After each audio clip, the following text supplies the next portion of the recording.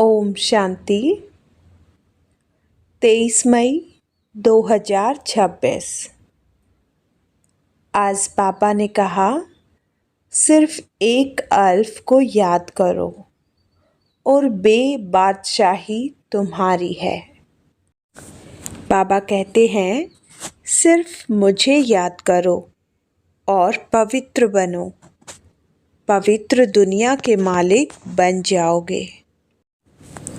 बाबा हमें बताते हैं, अल्फ को याद करो, बादशाही अपने आप मिल जाएगी। बाबा कहते हैं, तुम बाप के बने हो, इसलिए स्वर्ग की रज़ाई के हकदार हो। बाबा बताते हैं, आत्मा को तमो प्रधान से सतो प्रधान बनाना ही सच्चा पुरुषार्थ है।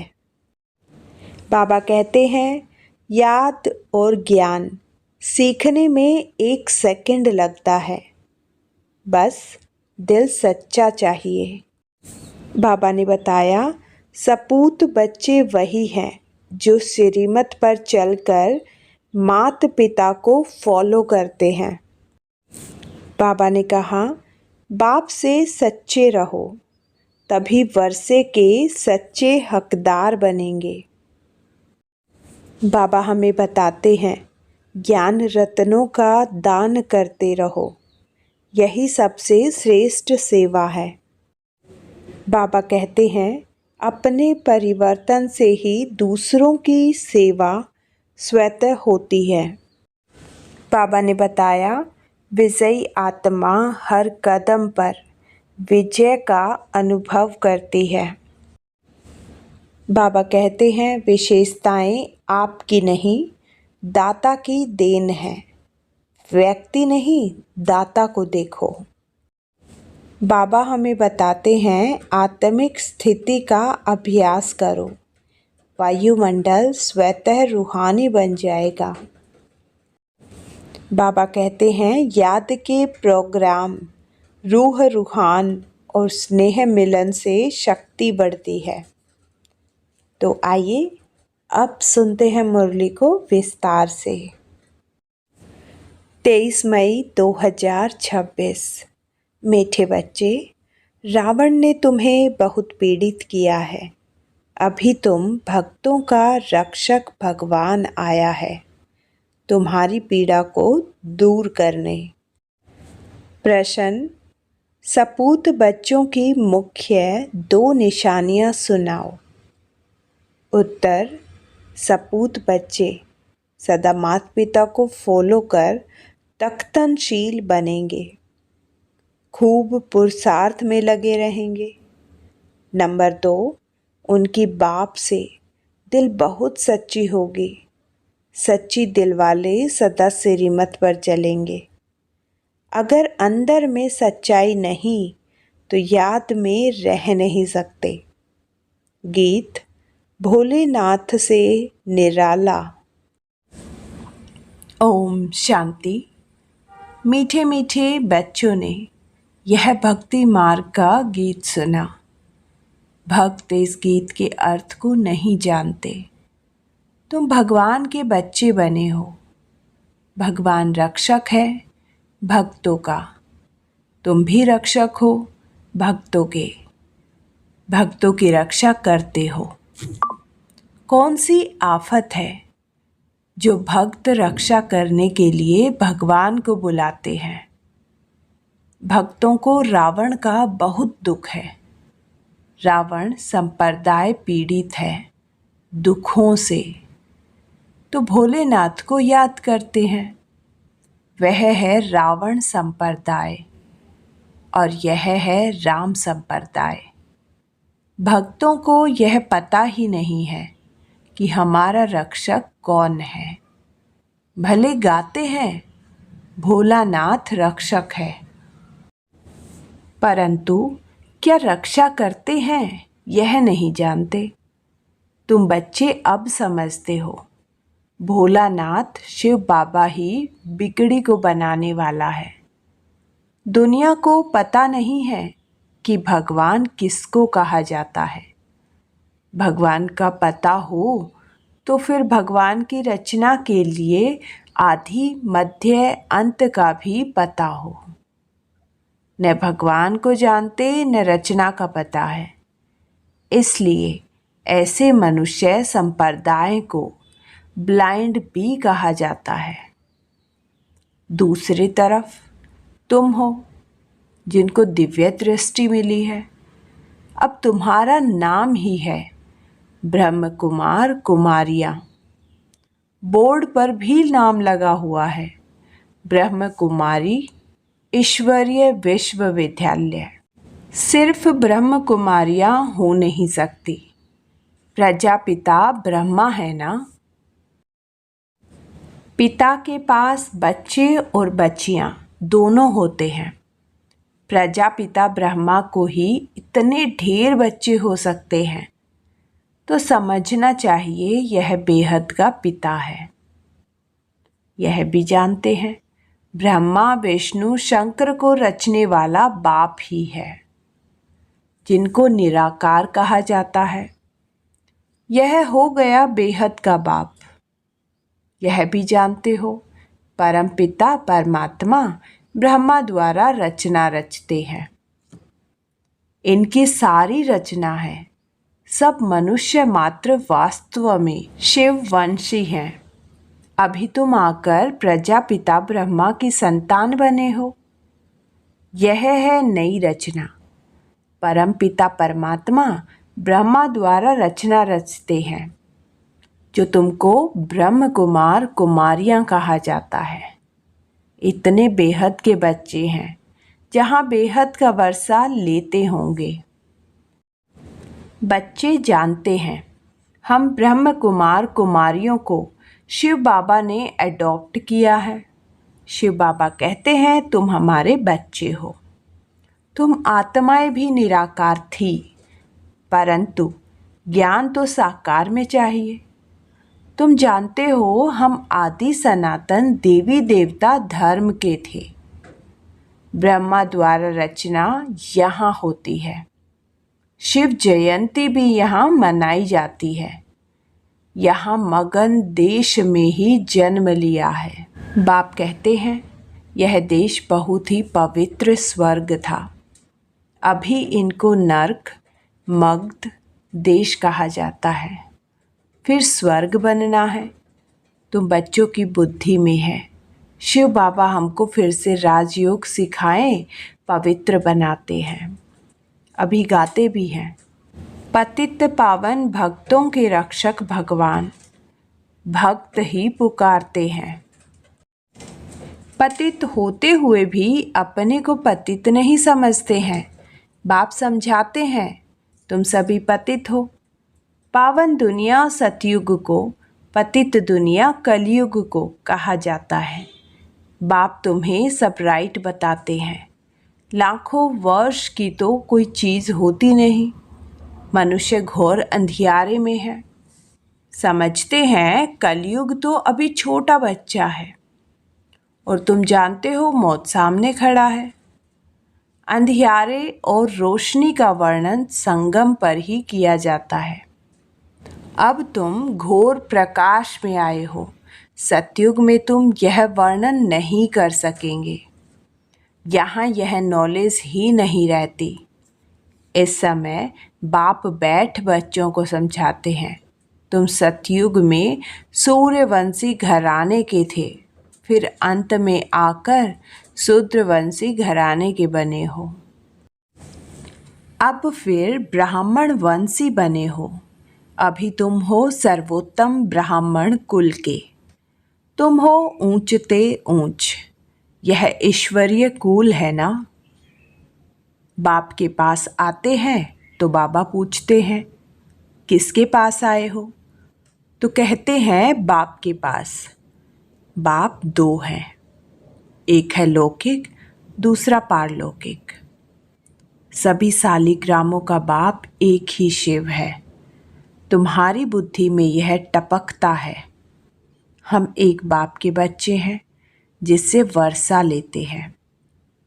निराकार वर्षा तो साकार द्वारा ही देंगे ना। बाप खुद कहते हैं, मैं साधारण तन में आकर प्रवेश करता हूँ। अब बाप बच्चों को कहते हैं, बच्चे देही अभिमानी भव, अपने को आत्मा समझो। यह देह विनाशी है, आत्मा अविनाशी है। आत्मा को ही 84 जन्म लेने पड़ते हैं, न कि देह को। देह तो बदलती रहती है, फिर दूसरे मित्र संबंधी मिलते हैं। अभी आत्मा को बेहद के बाप से वर्षा लेना है, परम पिता परमात्मा द्वारा। तुम ही सुनकर फिर धारण करते हो।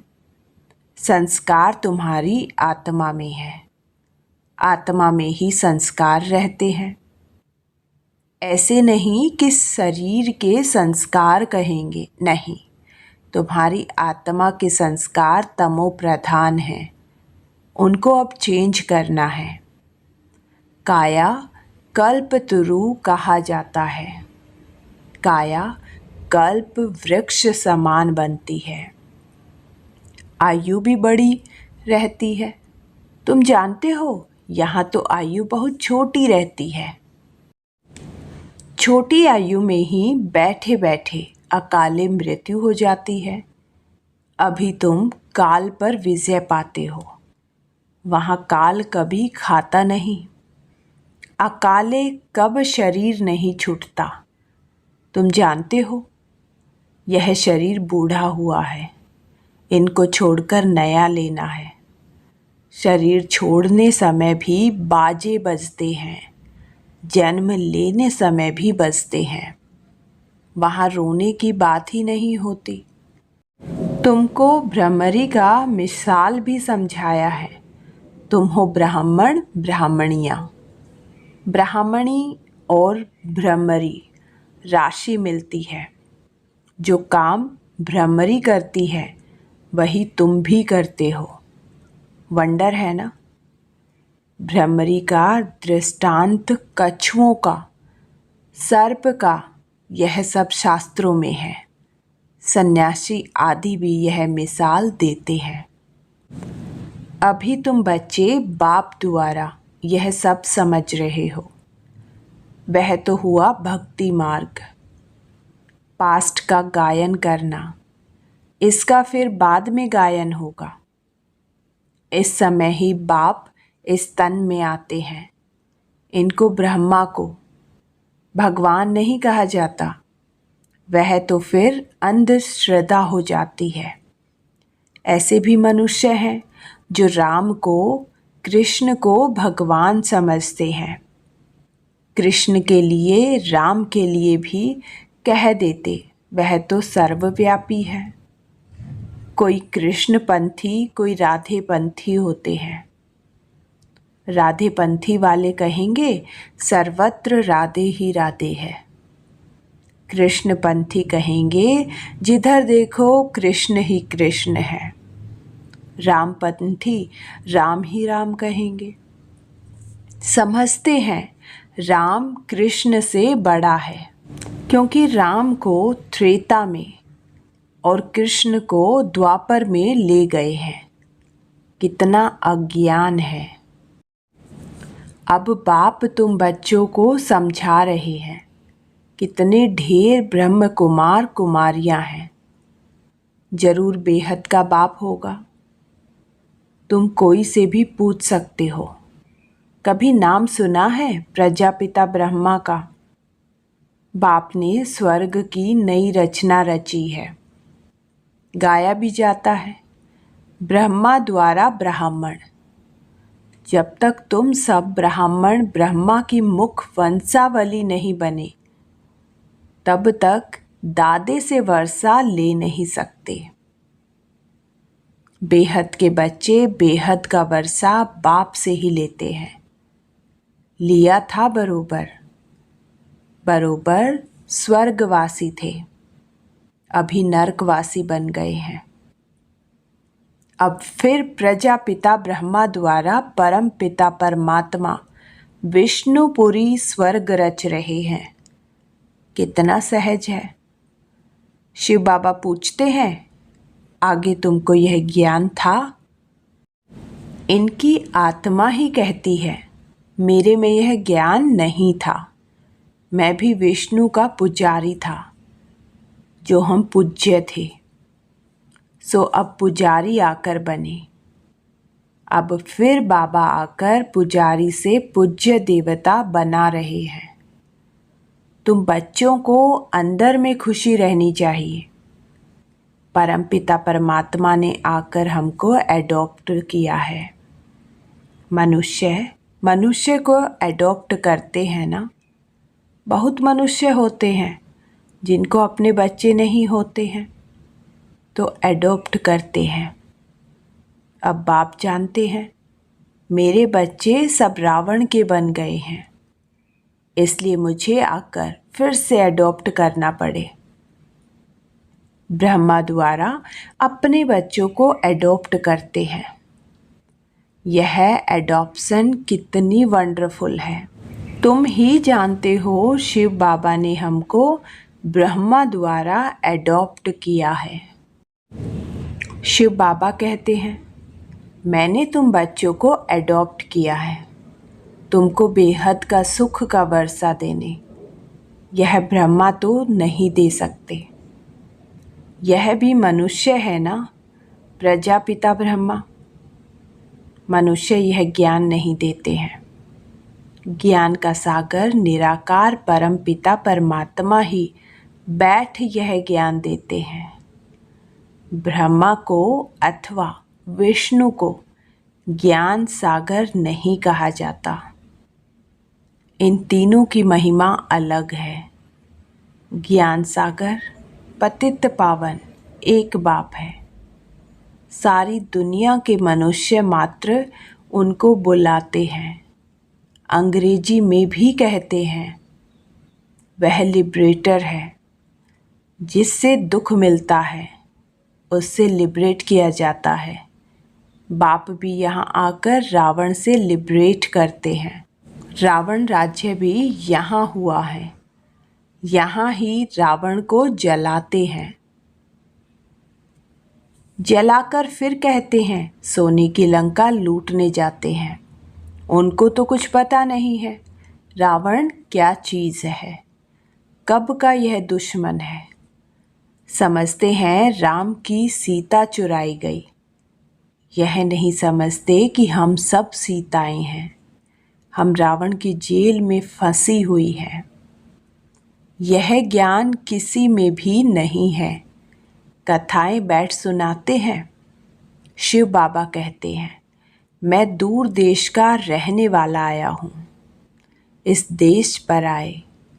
यह पतित दुनिया पुरानी है ना। यह है रावण की दुनिया। बुलाते भी हैं, हे बाबा आओ, हम पतित बन गए हैं। बाप कहते हैं हमको पावन बनाने इस पतित दुनिया में आना पड़ता है। और मुझे आना भी उस तन में है जो पहले नंबर में पावन था, जो सुंदर था, वही अब श्याम बना है। कितनी वंडरफुल बातें हैं। श्री कृष्ण को श्याम सुंदर क्यों कहते हैं, यह किसी को पता नहीं है। क्या एक श्री कृष्ण को ही सर्प ने डसा? सतयुग में थोड़े ही सर्प आदि होते हैं। बाप कहते हैं यह अंतिम जन्म मेरे कारण पवित्र बनो, तो पवित्र दुनिया के मालिक बनेंगे। सिर्फ मुझे याद करो और पवित्र बनो। अल्फ को याद करो तो बादशाही तुम्हारी है। यह है सहज राजयोग, सहज रजाई। बच्चा पैदा हुआ और वर्षे का हकदार बना। यहाँ भी बच्चे जानते हैं कि हम बाप के बने हैं, तो स्वर्ग की रजाई के हम हकदार हैं। अब बाप कहते हैं सतो प्रधान से तुम तमो प्रधान बन गए हो, फिर सतो प्रधान बनना है। योग और ज्ञान सिखाने में 1 सेकंड लगता है। बच्चा पैदा हुआ, और वारिस निश्चय किया। तुम बाप के बने हो तो राजधानी का वर्षा तुम्हारा है, परंतु राजा रानी सब तो नहीं बनेंगे। यह है राजयोग। राजा रानी प्रजा, साहूकार, गरीब सब चाहिए, इसलिए रुद्रमाला भी बनी हुई है जो भक्ति मार्ग में जपते हैं। तुम जानते हो हम राजयोग सीखने आए हैं। माता पिता को फॉलो कर पहले पहले सूर्यवंशी चंद्रवंशी बनेंगे। सपूत बच्चे वह जो माता पिता को फॉलो कर तख्तनशील बने। पुरुषार्थ खूब करना चाहिए। बाप कहते हैं मुझे याद करो तो करते नहीं, श्रीमत पर चलते नहीं हैं। अंदर सच्चाई नहीं है, दिल सच्ची हो तो श्रीमत पर चलते, बाप को याद करते रहें। श्रीमत पर ही तुमको दादे से वर्षा मिलता है। ब्रह्मा स्वर्ग का वर्षा दे नहीं सकते। दादे की कमाई पर पोते का हक रहता है। बाप की कमाई के बच्चे भागीदार बनते हैं तो हकदार है। यहाँ तुमको शिव बाबा से वर्षा मिलता है। ज्ञान रतन बाप से ही मिलते हैं। तुम जानते हो हम ब्राह्मण ही सो फिर देवी देवता बनेंगे। जगदम्बा कौन है? बाप समझाते हैं यह ब्राह्मणी थी, ज्ञान ज्ञानेश्वरी थी, फिर राज राजेश्वरी बनती है। तुम भी ऐसे बनते हो। अच्छा, मीठे मीठे सिकिलते बच्चों प्रति माता पिता बाप दादा का याद प्यार और गुड मॉर्निंग। रूहानी बाप की रूहानी बच्चों को नमस्ते। धारणा के लिए मुख्य सार नंबर 1, आत्मा में जो तमो प्रधानता के संस्कार हैं उन्हें याद के बल से चेंज करना है, सतो प्रधान बनना है। नंबर 2, बाप से रजाई का वर्षा लेने के लिए सदा सपूत बच्चा बन श्रीमत पर चलना है। सच्चे बाप से सच्चा रहना है। माता पिता को पूरा फॉलो करना है। ज्ञान रत्नों का दान करते रहना है। वरदान, अपने परिवर्तन द्वारा निरंतर विजय की अनुभूति करने वाले सच्चे सेवाधारी भव। जैसे निरंतर योगी बने हो ऐसे निरंतर विजयी बनो तो सच्चे सेवाधारी बन जाएंगे। क्योंकि विजयी आत्मा जब हर संकल्प हर कदम में विजय का अनुभव करती है तो उनका यह परिवर्तन देख अनेक आत्माओं की सेवा स्वतः ही होती है। उनके नैन रूहानियत का अनुभव कराते हैं। चलन बाप के चरित्रों का साक्षात्कार कराती है। मस्तक से मस्तक मणि का साक्षात्कार होता है।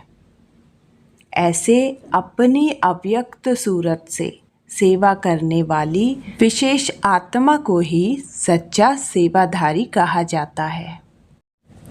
स्लोगन, विशेषताएं व गुण दाता की देन है। दाता को देखो, व्यक्ति को नहीं।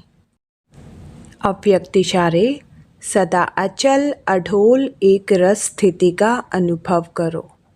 आत्मिक स्थिति के अभ्यास से वायुमंडल को रूहानी बनाओ तो और सब बातें स्वतः ठीक हो जाएंगी। सब एक मत और एक रस हो जाएंगे। फिर माया भी नहीं आएगी क्योंकि वायुमंडल शक्तिशाली होगा। वायुमंडल को शक्तिशाली बनाने के लिए याद के प्रोग्राम रखो और आपस में उन्नति के लिए रूह रूहान की क्लासेस करो, स्नेह मिलन करो, धारणा की क्लासेस रखो तो सफलता मिल जाएगी। ओम शांति।